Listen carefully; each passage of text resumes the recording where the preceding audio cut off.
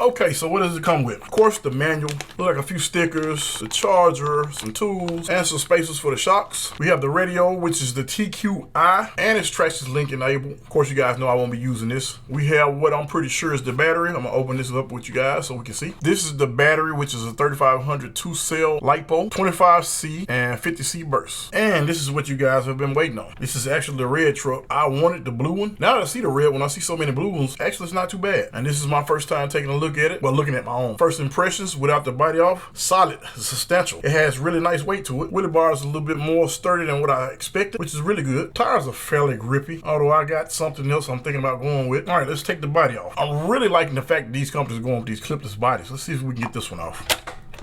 So you have clips on the rear and the front. Push these in on the inside, same way here, and it pops right off. So this is Traxxas Millennium system. It's a 3500 kV motor, and this is a VXL3S ESC. I hadn't had a Traxxas vehicle in a while. I'm very familiar with this motor from years ago, but this ESC looks a little bit different than what I have used in the past, and I'm talking about a long time, when they first came out, VXL systems. And as bunch of you guys already know, this is probably coming right out of here. I'm probably gonna sell it. Be on the lookout for that. This is probably gonna sell right away. I'm not gonna even run it, I'm pretty sure, because I have a few systems that I can pop in here.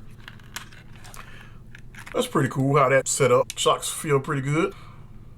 And I really like the sizes. Reminds me of my Mini E-Revo, but a little bit larger. I was in love with my Mini E-Revo. 4S setup on it. Steve new motor. Beast, it was a handful. So I can't wait to mess around with this thing and see what I can get it to do. Let me address this one thing that I hear a lot of people talking about. This cutout and how much it bothers. Well, for me, it doesn't bother me at all, because back in the day when we built speed cars, it just depends on the setup. We had them pretty much overgeared for high speeds. And I would like to say this is probably overgeared. I've been seeing a whole lot of people back down to like a 21 pinion or 20, which I was thinking that would probably be the way to go, or the easiest thing to do is switch out the system. Cutout doesn't bother me much at all. I already knew there was somebody was going to come out with some type of 3D print that we can put in here, which I've already ordered one. I'm not going to put anything in the back as of now, but my car is more so a street runner. It's not going to be on any dirt anyway, so I'm not really worried about anything going in there. And like I said before, I hadn't had any experience with a Traxxas vehicle in some years since the Mini E-Revo came out. I think I bought a full-size Revo after that. Well, I had a couple of them, but when I get them, I always take the system out anyway. But this particular system, I'm pretty sure it's going to thermal, just the way it's geared. In my mind, this is not the way to go. But I mean, I know some people want to buy this thing, they want to take it out of the box, they want to run it just like it is. My advice to you is to go to a 22 pinion or a 21 pinion. Gear it down, because this thing has some weight to it. We all know once a car starts going into thermal time after time, those electronics gradually wear out faster and faster. So I'm pretty sure I'm not going to run this setup at all. Okay guys, we're going to get to the upgrades. First up, we have the red caster blocks, and I do have these in plastic because I don't like to run the aluminum. For one, I don't like the price, but main reason why I don't run it is because if you hit something, it's just going to destroy something else. That's the axle carriers, and that is the steering blocks. Probably going to throw this in the package with the other stuff that I'm selling, because I don't think I'm going to go with the red now. It's not a real pretty looking red, and it really doesn't go with the body. A few receivers here, I don't know how I ended up with 2 extra ones, and I got some more somewhere. We're going to go ahead and get this on my Noble as well. This is a mountain plate. I could have printed one, but I just went ahead and grabbed one. This is for the ESC, because you guys know I'm going to change the ESC right off the bat. I'm pretty sure I know what this is. We're going to go ahead and open it anyway.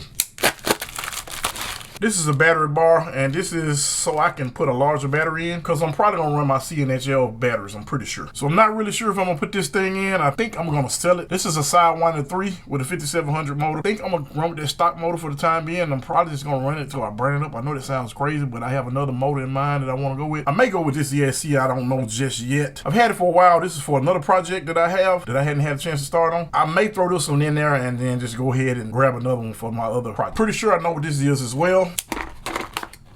I'll just say if you know, you know. So up next, I know exactly what this is. I got it yesterday. This is one of the main things I was waiting on. It took them a little bit longer to get it to me than it normally does. Oh yeah, I'm doing something a little bit different with this one. I know some people are not going to agree with it, but it's something I want to do, and I'm just going to do it. It's been a while since I had a set of these. We used to run these with the speed run cars about 15 years ago for GRPs. And I did go with the soft ones and the slick ones. I don't know if this is going to be a mistake or not, but I know our speed run cars were a whole lot heavier than this car. I mean, a whole lot heavier. I mean, they were extremely heavy. So I don't think these will wear out as fast on this lighter vehicle, but we're going to test them out. I know some of you guys are going to say these are a little bit tall and it's going to look goofy, but actually not bad as you think. I'm going to go ahead and take one of these wheels off and let you check it out. So is this going to be overkill? Perhaps, but I only run my car cars on the street. I really never run anything on dirt. That's a size comparison. So it's almost as wide. And if you notice, the height almost the same. A few diameters larger. But of course, you guys know once you get to these extreme speeds, these are going to balloon. And I'll probably end up blowing these off anyway. Am I going to use these? Yeah, I'm still use these. I'm going to use them on different applications. But for right now, we're going to put these on. So the only concern I had about buying these was the weight. I know I'm going to be adding additional weight. Probably not much because they feel like they're about the same, to be honest. But let's go ahead and weigh this stock one. So we're looking at 94 grams. And the GRP, 102. And we do have to factor in the adapter. So we'll be at 108 grams. So that's not much at all. Now, the way this truck is geared, more weight is not going to be good, but this is going to add a little bit more to it. But more than likely, I'm going to go ahead and gear this thing down. We're not going to run with that 25 on there. And I may just see, I don't know just yet. So as you guys can see, it even gave it a little wider stance. I don't know if you guys can tell that rear versus that front. Different size wheel, of course, but it's a little bit wider. So that means it should be a little bit more stable. So as you can see, it's almost just as wide. I really like how it came out. So like I said, it has a little wider stance. That's a little cool before shot. Check that out, guys. Doesn't that look mean? These have always been a real good looking wheel. Remember guys, anytime you install 17mm adapters, make sure you always use some Loctite. You don't want to be driving in this wheel roll off. Now we're going to go ahead and install this. So this is self-explanatory, really simple guys. You're just going to remove that one screw that is right there. And you're going to take this one off and put the other one on. All right, as you can see, we have it installed. Very simple, very easy to install. That's going to give us a whole lot more space in there versus the stock one. The stock one sits really low and this one sits high. I like that finish a whole lot better. It gives you the look of carbon. Now, I got this on eBay. This was from MJM 3D Solutions. So it's about a week later, guys, and a few parts came in. As you know, I already had the underbody kit. So I went by my local hobby shop and I picked up this kit.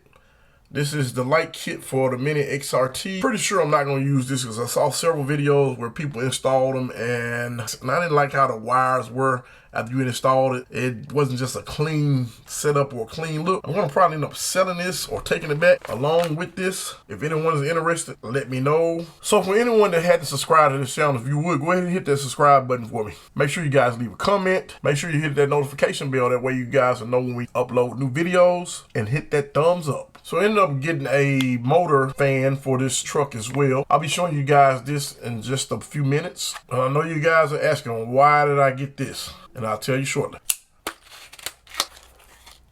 We have pinions, guys. I got a ton of pinions somewhere, but I don't know where they are. So I ended up buying a few more.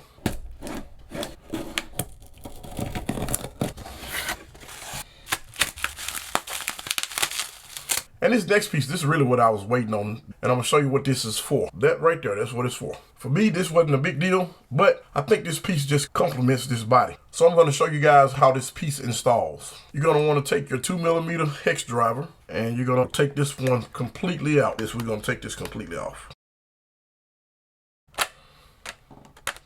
So this is the screw that he sends you, and this is the one that came out, and you notice it's a little bit longer. So after you get everything taken out right here, and along with that screw, you're gonna wanna take this piece and peel off the tape. So once you get that off, you're gonna wanna get this thing lined up. They put that in. Make sure your screw is lined up right here. Once you do get that line, go ahead and get this screw back in, and you got this exactly where you want it. Go ahead and put a little pressure on it.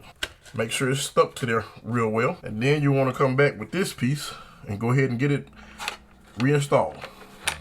Just like that, that hole is gone. And it still has vents right there, so it's still gonna breathe. Guys, I did change my motor mount. I saw where people said that they had issues with the stock gearing being real tight, and it was super tight. Now it has a little bit of play in there, just a little bit. Not much at all.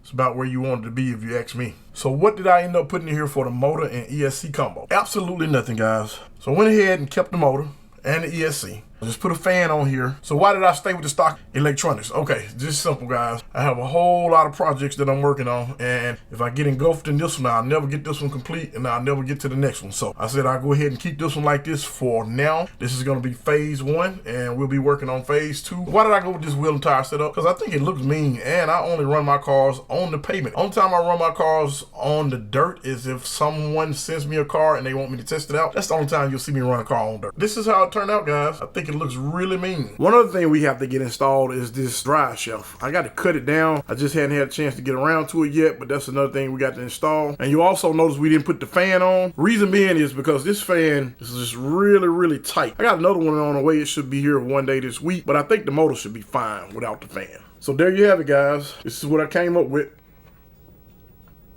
I'm really pleased how this came out. All the links to everything on here will be below as well. Let's go ahead and get this thing charged, and we're gonna go ahead and get it outside, do some runs. Call my bitch Scotty, she too hotty. Catch her on a magazine in the lobby. Had to call F, bro, do you copy? The ops are on me, so bring the shotty. Lamb samosa, tilapia, and a mixed grill, can't feeling bossy. That kingfisher, it too hoppy, or a cobra, it ain't shoddy. Shit, I'll play with a new body. I'm self-made and too cocky. She got hella taste if she do want me.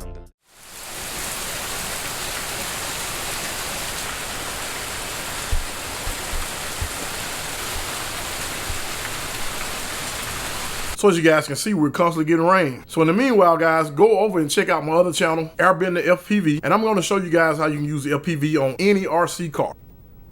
By using a set of box goggles, a FPV camera, and a 3D printed mount. And I will be giving you a whole bunch of different options price-wise. So make sure you go over to that channel and subscribe. Guys, stay tuned because we will be taking this Mini XRT out pretty soon and getting some runs on it. As always, guys, thanks for checking out the channel. Till next time, this is GNCRC.